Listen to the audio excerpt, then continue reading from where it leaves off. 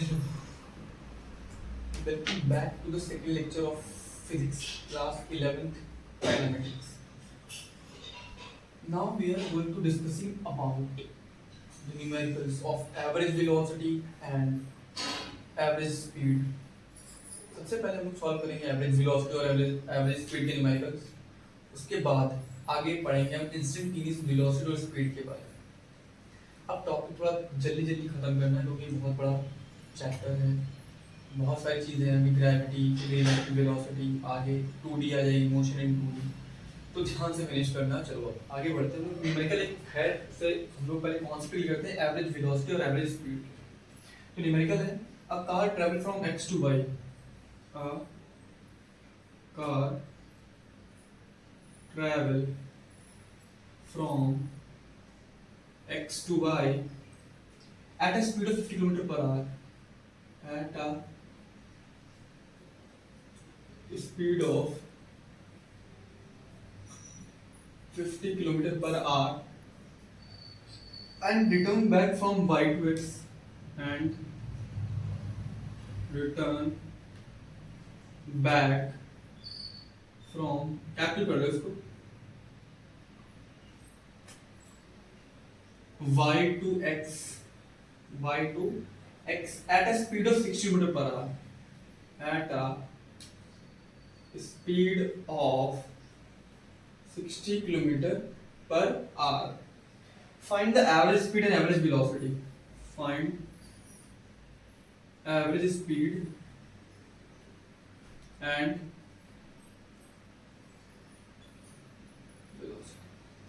ये न्यूमेरिकल है. क्या दिया गया है, कार ट्रैवल करती है from x to y, x point से y पॉइंट तक at the speed of 50 kilometre per hour. जिसकी स्पीड जो है वो 50 किलोमीटर पर आवर और रिटर्न बैक होती है y to x at a speed of 60 kilometre per hour.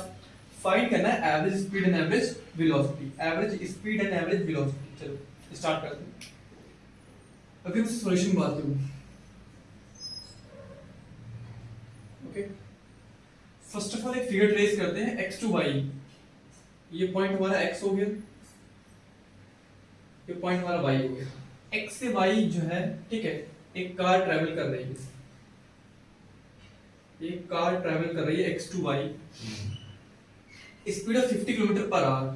Speed of 50 kilometre per hour and return back from y to x. भाई यहां से यहां पर गई, ऐसे जा रही है, ये जा रही है, ये जा रही है, ये जा रही है, और यहाँ पर आके वो रिटर्न बैक हो गई. यहाँ पर आके वो क्या हो गई, रिटर्न बैक हो गई, इधर वापस चली गई. वो हुआ है y टू x कितनी स्पीड से, 60 किलोमीटर पर आवर. 60 किलोमीटर पर. पूछा गया है average speed and average velocity. चलो ठीक है, क्या हो गया हमारा एवरेज स्पीड. पहले बात करते हैं लोग एवरेज स्पीड. एवरेज स्पीड की बात करते हैं, ठीक है. देखो अब अगर मैं बात करूं एवरेज स्पीड की, ठीक है, तो ये होता है total distance upon total time. पता होगा, total distance upon total time. Total distance upon total time. अब देखो डिस्टेंस तो गिवन दिया नहीं है, तो मैंने पाथ की लेंथ लेट कर ली l है. तो पाथ की लेंथ है वो क्या है, l है. टाइम भी नहीं पता है हम लोगों को, टाइम भी नहीं पता. तो एक काम करते हैं, पहले हम लोग सोलो सॉल्व करते हैं. जैसे कि x टू y हम लोग निकालते हैं. यहाँ पर speed of car, speed of car from x to y. तो speed equals to distance upon time. Speed difference है, टाइम डिफरेंस है. यहां से लेके मैंने स्पीड को s1 और टाइम को t1 लेट कर लिया. डिस्टेंस सेम है भाई, इधर से इधर भी डिस्टेंस वही सेम डिस्टेंस, तो उसको हम लोग अलग लेट करने की जरूरत नहीं है. फर्स्ट ऑफ ऑल बुक हटाना. अब देखते हैं. अब देखो स्पीड हमें कितनी दी, 50 kilometre per our. 50 kilometre per our. Distance d ही रहना है. टाइम क्या है, t1. टाइम क्या है, t1. अगर मैं यहां से t1 वैल्यू निकाल देता हूं, जो मैं t1 की वैल्यू आएगी वो आएगी d/50. ठीक है, इसको ब्रैकेट में मोड़ क्लोज कर दिया. अब same to same y to x, यानी speed of car from y to x. Speed of car from y to x, y to x। अब y टू x की बात करूं तो इसको मैं स्पीड हमने s2 लेट कर ली, speed equals to distance same रहेगा, टाइम t2 हो गया, ठीक है। अब देखो अगर मैं बात करूं यहां पर s2 की, डी 60, डिस्टेंस सेम है d, इसको d ही लेट कर लो तो सही है, एल कुछ भी लेट कर लो कोई दिक्कत नहीं है। इसको t2 हो गया, अब t2 निकालेंगे तो ये हो जाएगा d by 60, t2 equals to d by 60, d by 60, ठीक है, क्लियर हो गया भाई। टाइम मिल गया t1 और t2, डिस्टेंस पता ही है d1, डिस्टेंस तो पता ही है d। अब हम लोग फॉर्मूला लगा देते हैं, पुट करते हैं फॉर्मूले। एवरेज स्पीड इक्वल्स टू क्या होता है, टोटल डिस्टेंस, टोटल डिस्टेंस कितना है, यहां से यहां का d, यहां से यहां का d, तो d plus d, d plus d, total time t1 plus t2 यानी d by 50, यानी तो t1 वैल्यू तो t1 प्लस t2। अब सॉल्व करेंगे तो 2d हो जाएगा और ये हो जाएगा d by 50 plus d by 60, d by 50 d by 60। अब देखो फिर सॉल्व करते हैं तो 2d इसको बना रहने दो, इसमें अगर सॉल्व करेंगे तो एलसीएम आएगा वो आएगा 300, एलसीएम कितना आएगा 300, एलसीएम अगर 300 है, 0 से 0 कैंसिल, 5 6 30 यानी 6d, ठीक है। फिर 0 से 0 कैंसिल, 6 5 यानी 5d, ठीक। 11d हो गया, ये ऊपर चला जाएगा तो ये हो जाएगा 300 इंटू 2d अपॉन 65 11d, 11 से 11 क्या हो गया, कैंसिल हो गया, क्या हो गया कैंसिल, 3 टू 6 by 11, यहाँ पे करना थोड़ा सा ऊपर, 3 टू 6 600 by 11, 600 by 11। अगर हम इसको डिवाइड करेंगे तो डिवाइड करने के बाद वैल्यू क्या आएगी, डिवाइड कर लेते हैं यहाँ पर,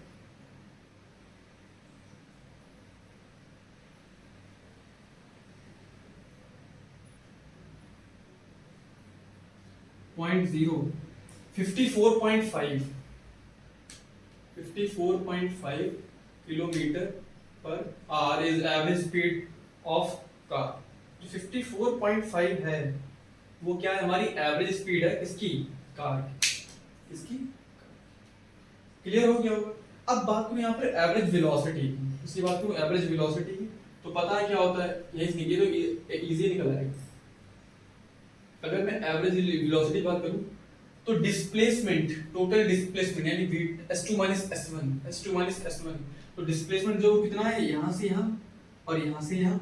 मैं बताया था initial point two initial point अगर कोई पहुंच जाता है तो डिस्प्लेसमेंट 0 हो जाता है, क्या हो जाता है 0, तो डिस्प्लेसमेंट 0, ठीक है, डिस्प्लेसमेंट 0 अपॉन टाइम, इसको मैंने t लेट कर लिया, ठीक है भाई, t1 plus t2 capital T late कर लिया, तो वैल्यू क्या हो जानी है, कुछ भी वैल्यू नीचे क्या जाएगा 0। तो एवरेज वेलोसिटी हो गई हमारी वो पूरी x to y to x पूरी जर्नी की, वो क्या हो गई 0। क्यों 0 हो गई, क्योंकि डिस्प्लेसमेंट 0 हो गया, क्योंकि हमारा डिस्प्लेसमेंट क्या हो गया 0। क्लियर। तो ये एक न्यूमेरिकल था जिसे आसानी से हम लोग समझ सकते हैं कि एवरेज स्पीड और एवरेज वेलोसिटी में क्या डिफरेंस होता है, बट इंपॉर्टेंट न्यूमेरिकल है। क्लास 9 में भी है, 11th में भी, दोनों में है, 9th में एनसीईआरटी के साथ क्वेश्चन है कोई सेकंड या थर्ड, लेकिन बस थोड़ा डिफरेंट है, लैंग्वेज डिफरेंट है, ठीक है। तो नोट करिए इसको, आगे बढ़ते हैं आगे टॉपिक में।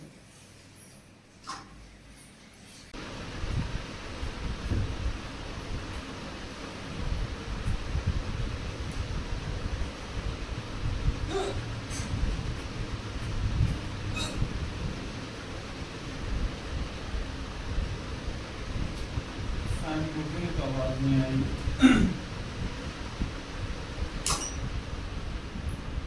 हाँ, अब जो टॉपिक है वो है instantaneous velocity and instantaneous speed, most important topic, ठीक है। बट इससे पहले तुम्हें दो चीजों को बताना, दो क्या तीन चीजों को बताना, लिमिट्स के बारे में, वो ज़्यादा नेसेसरी नहीं है, बट दो, differentiation and integration, differentiation and integration. तो आज एक शॉर्ट डिस्कशन करेंगे हम लोग ग्राफिकल फॉर्म में, नॉर्मल फॉर्म में, इंटीग्रेशन का और डिफरेंशिएशन का। आई थिंक कुछ खास ग्राफिकल फॉर्म का तो चलो अभी कर लेते हैं, क्या देखते जाए, देखते हैं differentiation. Differentiation. What is differentiation? देखो डिफरेंशिएशन का अगर मैं बिल्कुल नॉर्मली बताऊं तो ग्राफिकल फॉर्म में डिफरेंशिएशन मतलब होता है स्लोप। ग्राफिकल फॉर्म में डिफरेंशिएशन मतलब होता है स्लोप, ठीक है। और अगर न्यूमेरिकल फॉर्म में बताऊं तो इसका मतलब होता है डिक्रीज होना। डिफरेंशिएट मतलब कम होना, घटना, डिक्रीज मतलब कम होना। कैसे ये मैं बताऊंगा अभी, ठीक है। बट थोड़ा बात करते हैं इसकी ग्राफिकल फॉर्म की। देखिए अगर ग्राफिकल फॉर्म में बात करूं, मैंने कोई यहाँ पे ग्राफ लिया, ठीक है, ये तो कर्व लिया मैंने, इसमें ध्यान देना यहाँ पे थोड़ा सा। ये जो डिस्टेंस दिख रहा है इसको मैंने x सेलेक्ट कर दिया, जो यहाँ से इस पॉइंट से ओरिजिन से जो इसका डिस्टेंस वो x है, और जो ये डिस्टेंस वो डेल्टा x है, ओके।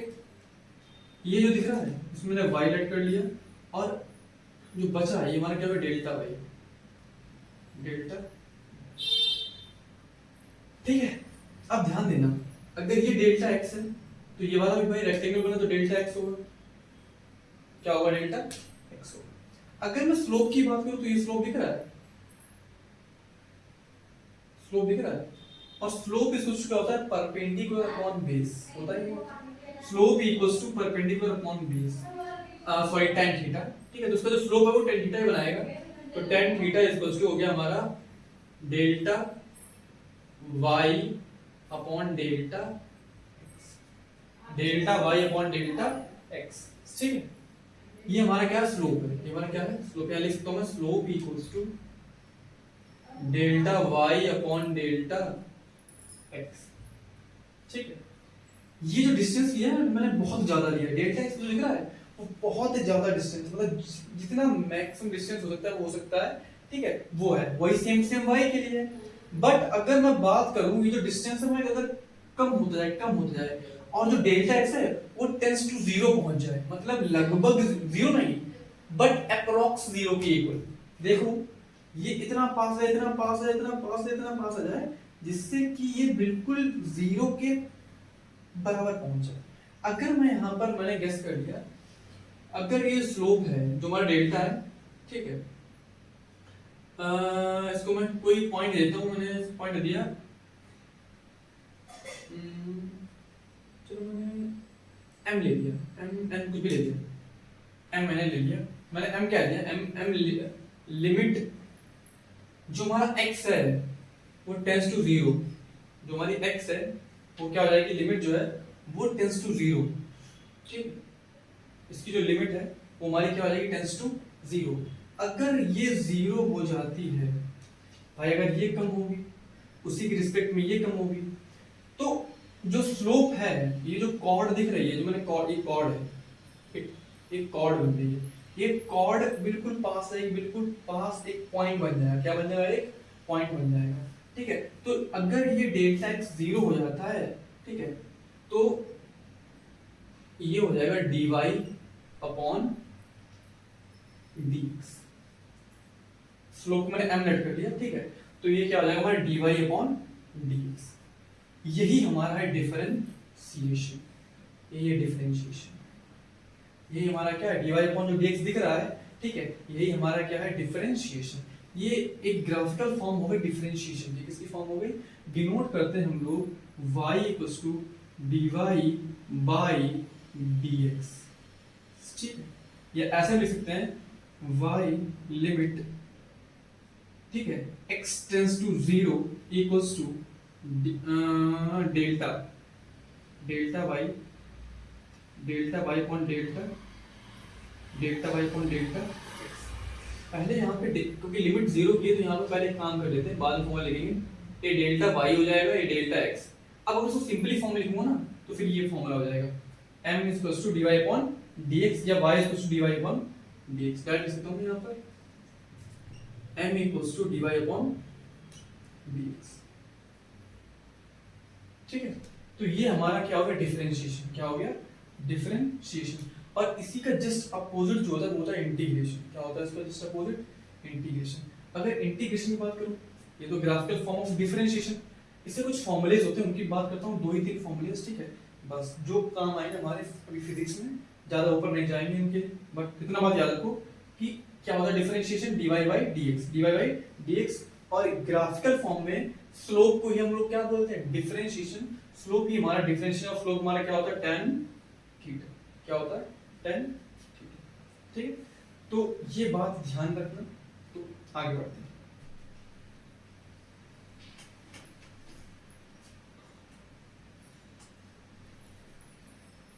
अगर नेक्स्ट पॉइंट की बात करूं डिफरेंशिएशन में, अगर मैं कोई पोलिनोमियल फंक्शन लिया, this is the polynomial function अब, ठीक है, इसको मैं डिफरेंशिएट कर रहा हूं, dd x ऑफ x की पावर n कर रहा हूं, ठीक है, तो जो इसका डिफरेंशिएशन होगा वो होगा nx की पावर n माइनस 1। nx की power n minus 1 first formula, ये याद करना अच्छी तरीके से। सेकंड फॉर्मूला, अगर कोई कांस्टेंट फंक्शन है, मैंने यहाँ कोई कांस्टेंट फंक्शन लिया, तो इसका जो डिफरेंशिएशन होगा वो क्या हो जाएगा, जीरो। याद रखना, कांस्टेंट फंक्शन का डिफरेंशिएशन क्या हो जाएगा, जीरो। थर्ड में अगर मैं बात करूं, ठीक है,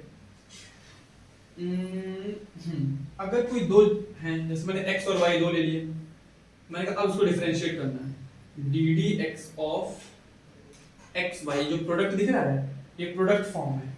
अगर प्रोडक्ट फॉर्म में डिफरेंशिएशन करना है तो उसके लिए पहला जो नंबर है वो वाला नंबर्स ऐसे एज इट इज लिख देंगे, पहला नंबर ऐसा ही, दूसरे का डिफरेंशिएशन अब प्लस दूसरा नंबर y ऐसे रखा रहेगा, फर्स्ट वाले का डिफरेंशिएशन, फर्स्ट वाले का डिफरेंशिएशन।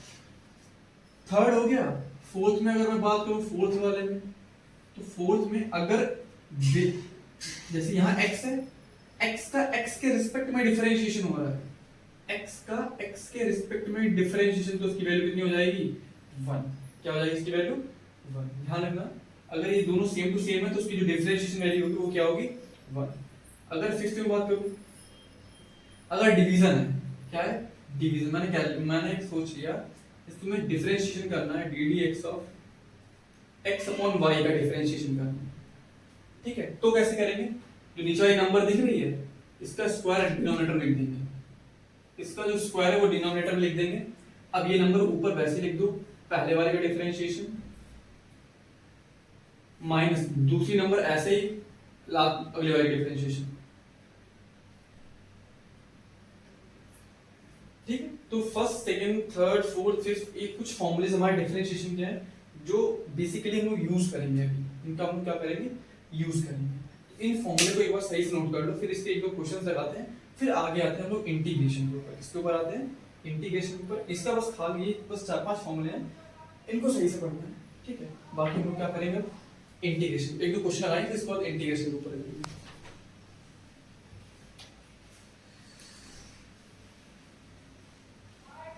फैन बंद करके बड़ा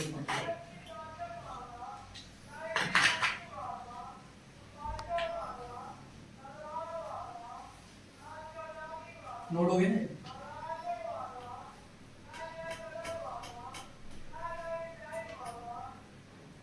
चलो, अब अगर मैं डिफरेंशिएशन बात करूं, मैंने यहां तुम्हें दे दिया x पावर 3, मैंने कहा इसको different y equals to x power 3 दे दिया, मैंने कहा इस y को x के रिस्पेक्ट में डिफरेंशिएट करो, differentiate y with the respect of x।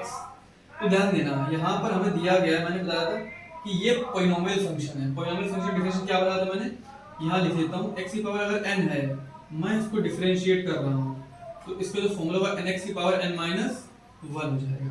अब यहाँ पर n आगे आ गया तो इसमें 3 आगे आ जाएगा, n से 1 माइनस किया तो 3 से हम लोग अगर 1 माइनस करेंगे तो 2 बचेगा, तो 3x स्क्वायर, 3x स्क्वायर, ये हमारा क्या हो गया, x की पावर 3 का डिफरेंशिएशन। क्या हो गया, x की पावर 3 का डिफरेंशिएशन, हमें डिफरेंशिएट करना है, इसको ऐसे लिख सकते हैं। तो हम लोग अगर सेकंड स्टेप लिखना चाहो वो ये हो जाएगा, y इक्वल्स टू, अरे यार dd x ऑफ x की पावर 3। चलो ये आ गया क्लियर। ऐसे कोई भी नंबर ले लिया, मैंने -2 ले लिया, x की पावर -2 ले लिया, मैंने कहा इसको डिफरेंशिएट करो। अगर मैं इसको डिफरेंशिएट करूंगा, ठीक है, तो dd x ऑफ x की पावर -2, तो अब हमें क्या करना है, वो नंबर आगे तो -2x आगे आ गया, ऊपर से 1 माइनस, तो ये -1 -3 हो जाएगा, -2 -1 -5 प्लस तो -3, तो ये हमारा आंसर क्या आ गया, -2x पावर -3, ठीक है। ये हमारा क्या हो गया, डिफरेंशिएशन हो गया। अब इसके बाद अगर मैंने कोई भी कांस्टेंट फंक्शन में कहते 5 आ गया, ddx ऑफ 5 आ गया, तो ये हमारा क्या आ जाएगा 0। कोई भी कांस्टेंट फंक्शन है, ठीक है, उसका डिफरेंशिएशन क्या आ जाएगा 0। कोई भी कांस्टेंट फंक्शन उसका डिफरेंशिएशन 0। अब दो फंक्शन ले लिए मैंने, यहाँ पर एक ले लिया x³ ले लिया, ठीक है, और मैंने एक फंक्शन ले लिया x² ले लिया। दोनों नहीं अलग अलग ले लेते। मैंने ले लिया e की पावर x ले लिया, दो फंक्शन ले लिए, e की पावर x ले लिया और एक x³ ले लिया। ये दोनों प्रोडक्ट फॉर्म में है, मुझे इसको डिफरेंशिएट करना है। मुझे इसको क्या करना है, डिफरेंशिएट करना, ddx ऑफ, इनको डिफरेंशिएट करना है। अगर मैं इनको डिफरेंशिएट करूंगा तो उसके लिए मैं प्रोडक्ट वाला फॉर्मूला बताया था, पहला वाला नंबर ऐसे ही, दूसरे का डिफरेंशिएशन प्लस दूसरा वाला नंबर ऐसे ही, पहले का डिफरेंशिएशन, ये बताया था। अब x³ तो वैसे ही रहना है, याद रखना e की पावर x का जो डिफरेंशिएशन होता है वो e की पावर x ही होता है। e की पावर x का डिफरेंशिएशन e की पावर x ही होता है, प्लस e की पावर x वैसे ही लिखा रहने दो। x³ को तो पता है क्या हो जाएगा 3x², क्या हो जाएगा 3x²। दोनों साइड जो कॉमन आ रहा है काउंट कर लो, e की पावर x कॉमन आ रहा है, x² कॉमन आ रहा है, तो इधर बचेगा हमारा क्या x प्लस 3, खत्म, x प्लस 3। तो ये हमारा क्या हो गया, आंसर हो गया। इसी तरीके से हम लोग क्या करेंगे, डिफरेंशिएट करेंगे। क्या करेंगे, डिफरेंशिएट करेंगे, जब हम लोग अभी पढ़ेंगे इंस्टेंटेनियस वेलोसिटी और आगे एक्सेलरेशन, वो सब चीजें। तो ये हमारा डिफरेंशिएशन का एक बेसिक सा टॉपिक था, ठीक है। ये क्लास 12 में और 11th में जब मैथ्स में पढ़ेंगे तो एक बहुत ही अच्छे लेवल पर पहले लिमिट्स पढ़ेंगे, then differentiation, then integration, but इसमें सिर्फ बेसिक्स ही आना है, तो मैंने बेसिक ही पढ़ाया, कुछ खास नहीं ज्यादा बताया। बाकी साइन का डिफरेंशिएशन कॉस होता है, कॉस का क्या होता है, माइनस साइन होता है, tan का, ठीक है। तो इस टाइप जो तुम्हें डिफरेंशिएशन तो फॉर्मूले नेट पे मिल जाएंगे, ठीक है, आगे मिल जाएंगे, उनको देखना। वैसे कोई कुछ खास नहीं आएगा नहीं, बेसिक फॉर्मूले वो तुम्हें मिल जाएंगे, तो उनको याद कर लेना। अब आते हैं इंटीग्रेशन।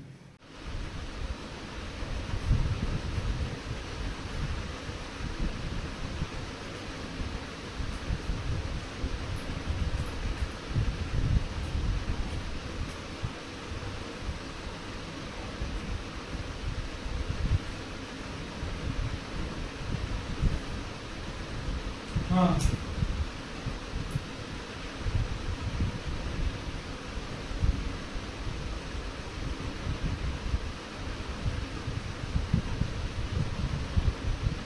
इंटीग्रेशन आते हैं, इंटीग्रेशन टॉपिक।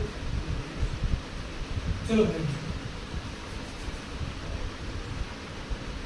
अब अगर मैं बात करूँ इंटीग्रेशन की, तो अगर मैं इसकी ग्राफिकल फॉर्म में बात करूँ तो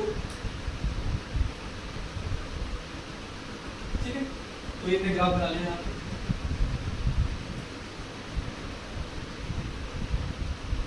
ये जो डिस्टेंस है हमारा x, ये dx, बहुत मिनिमम dx, ये हमारा जो दिख रहा है ये y है, और ये हमारा क्या हो जाएगा, ये हमारा क्या हो जाएगा। तो ये तो पता हो, ये हमारा क्या है, टेंजेंशियल कोड है, टेंजेंशियल कोड है, ठीक है, ये हमारी क्या है, कोड है, ठीक। अगर इस पॉइंट मिला देंगे तो ये ग्राफ के कोड है, कि ग्राफ की कोड बनती है कोड है। अब एक चीज अगर देखा जाए, खुद इस बात का दिमाग लगाओ, सोचो समझो, ये अगर dx है तो इधर dx है, इस dx मतलब क्या होता है और इस dy मतलब क्या होता है। dx और dy को मैंने बताया था जब डिफरेंशिएशन पर आया था कि ये जो डिस्टेंस होता है dx होता है वो बिल्कुल निल होता है, मतलब 0 के बराबर होता है, अप्रॉक्स 0 के इक्वल होता है। अब अगर मैं देखो इंटीग्रेशन मतलब होता है एक तरीके से, मुझे अगर मैं इसको इंटीग्रेट करूं, मुझे इसका एरिया निकालना है, तो मुझे ये वाला पोर्शन निकल रहा है, मुझे इसका एरिया निकालना है, then I will use integration. तो मैं क्या यूज करूंगा, इंटीग्रेशन यूज करूंगा अगर मुझे इसका एरिया निकालना है। तो ध्यान दो, तभी मैंने बात की थी कि क्या बात की थी, dy dx, dx बहुत ज्यादा मिनिमम डिस्टेंस है कि मतलब 0 के बराबर, सेम टू सेम dy के लिए। तो अगर मैं ऊपर वाले ट्रायंगल का एरिया निकालूंगा तो ये निगलेक्ट हो जाएगा, क्या हो जाएगा, निगलेक्ट। हाई लगभग ये पॉइंट आपस में, ये जो कॉर्ड दिख रही है, ये कोड ऐसे कॉर्ड बनी हुई है, जैसे ट्रायंगल है दिख रहा है, ये ऐसे कॉर्ड बनी हुई है, ये लाइन इधर पास आ रही है, ये लाइन पास आ रही है, ये लाइन ऊपर जा रही है, ये ऐसे से आ रही है, ऐसे जा रही है, ऐसे आ रही है, फिर आ रही है, फिर आ रही है, फिर आ रही है, आ रही है, फिर एट द पॉइंट बीच में क्या बन जाएगा, एक पॉइंट बन जाएगा, क्या बन जाएगा, एक पॉइंट बन जाएगा। इट मींस इसका एरिया हम लोग क्या करेंगे, निगलेक्ट करेंगे, क्या करेंगे, निगलेक्ट। ठीक है, मतलब भाई dy dt का एरिया निगलेक्ट, मतलब अप्रॉक्स 0 के बराबर, तो मतलब नहीं है, इससे मतलब ही नहीं है। अब अगर बात करूं मैं इसके एरिया की, इसके एरिया की, इसके एरिया की, तो एरिया के लिए यूज करेंगे एरिया की क्या यूज करेंगे हम लोग, इंटीग्रेशन। एरिया अगर मैं निकालूंगा, उसका डीए निकालना हूँ, डीए अगर निकालूंगा तो ये हमारा हो जाएगा क्या, इंटीग्रेशन ऑफ, मतलब ये पॉइंट है, बी पॉइंट है, जो उनकी रेंज दी है वो ए टू बी दी हुई है, तो रेंज हमारी ए टू क्या हो गई, बी हो गई, लेंथ क्या है y, विड्थ क्या है y dx, y, ये क्या होगा हमारी y dx। यही हमारा क्या होता है, integration, this is symbol of integration, ये किसका सिंबल है, इंटीग्रेशन का सिंबल है, और ये अपोजिट होता है डिफरेंशिएशन, उल्टा होता है इसका differentiation. Here d is equals to integration of a to b by dx, integration of a to b by dx। तो ये हमारा ग्राफिकल फॉर्म हो गया इसका इंटीग्रेशन का। ये काम आता है किसी भी ग्राफ का एरिया निकालने में, find the area of a graph. ठीक है, इसे काम आता है find the area of a graph. तो क्लियर हो गया होगा। चलो आगे बढ़ते हैं, इससे कुछ फॉर्मूले होते हैं, बेसिक फॉर्मूले को देख लेते हैं।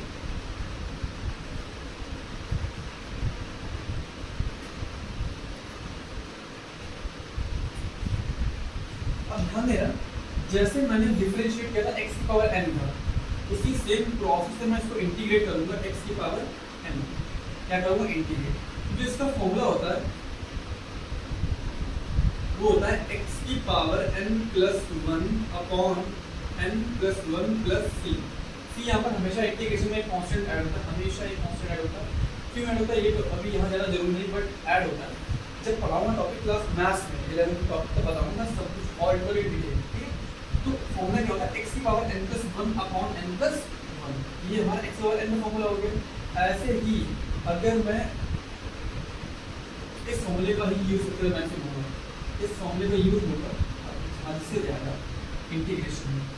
ठीक है, अब जरा देखो, मैं इसका अगर एक जैसे कांस्टेंट आ गया, मुझे कांस्टेंट का करना है, दैट 2dx, इसको मुझे इंटीग्रेट करना है। तो कांस्टेंट का जो होगा इंटीग्रेशन, तो 2 तो आगे आ जाएगा, तो इंटीग्रेशन ऑफ dx। तो dx का इंटीग्रेशन कोई यहाँ पे dx, dy, dv, dA कुछ भी आ जाए, तो उसका जो इंटीग्रेशन वो वही नंबर हो जाता है dx प्लस c प्लस। ठीक है, ये दो चीज़ें, पहली चीज़ और ये क्लियर।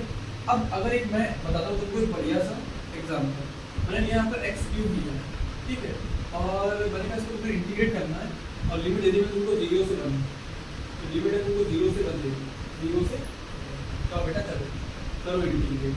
जब इसको इंटीग्रेट करोगे तो फॉर्मूला क्या बताया, x की पावर n प्लस 1, x की पावर n प्लस 1, n कितना है हमारा 3, 3 प्लस 1 अपॉन n प्लस 1, नीचे भी तो 3 प्लस 1 नीचे भी, लिमिट लगा हुआ है 0 से 1, 0 से 1, 3 प्लस 1 कितना होता है, 4 होता है, 4/4 हो जाएगा।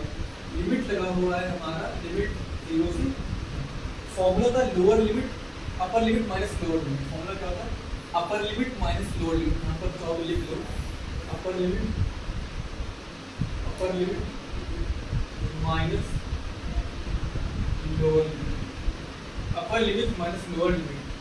अपर लिमिट हमारी 1 है, तो एक बार x के प्लेस पे 1 पुट कर देंगे, क्या पुट कर देंगे, 1 पुट कर देंगे, माइनस लोअर 0 है, एक बार x के प्लेस पे 0 पुट कर देंगे, सॉल्व करेंगे 1 का पावर 4 है। ठीक है, अगर 1 की पावर 4 है तो वही आंसर 1/4 हमारा क्या हो जाएगा, इसका इंटीग्रेशन 1/4 प्लस c होगा हमारा क्या होगा। फिर आगे होता नहीं तो वहाँ पर ये मैंने अप्लाई कर दिया, अपर लिमिट माइनस लोअर लिमिट, तो ये हमारा इंटीग्रेशन हो क्या हो गया, इंटीग्रेशन। इसको हम लोग क्या बोलते हैं, ये जो दिखा है इसको बोलते हैं हम डिफरेंट इंटीग्रेशन। क्या बोलते हैं, दो टाइप होते हैं, इंडिफरेंट एंड डिफरेंट। ठीक है, तो इसका भी बड़ा प्रोसेस है, बट सिर्फ इसका यूज होना है हमारा फिजिक्स में, वो सिर्फ यही है, सिर्फ क्या है, यही है, ये फॉर्मूले का मैक्सिमम यूज होगा, इसका भी यूज होगा, बाकी कुछ खास यूज नहीं। अगर होगा तो मैं क्वेश्चन में बता दूंगा। First of all you should know what is integration and differentiation. क्या चीजें होती हैं। मैं बोलूँगा कि जब मैं पढ़ाऊंगा टॉपिक इंस्टेंटेनियस वेलोसिटी एक्सेलरेशन या कुछ और बोलूँगा कि इसका डेफिनेशन इसका इंटीग्रेशन कैसे पहचाना ये बात, ठीक है। तो अब आते हैं जो मेन टॉपिक इंस्टेंटेनियस वेलोसिटी और एक्सेलरेशन के ऊपर। ये जो बेसिक थे इंटीग्रेशन और डिफरेंशिएशन क्या हो गए खत्म। अब ये पता हो गया इंटीग्रेशन क्या होता है और डिफरेंशिएशन क्या होता है, स्लोप क्या होता है, एरिया निकालेंगे किसी ग्राफ का कैसे निकालेंगे,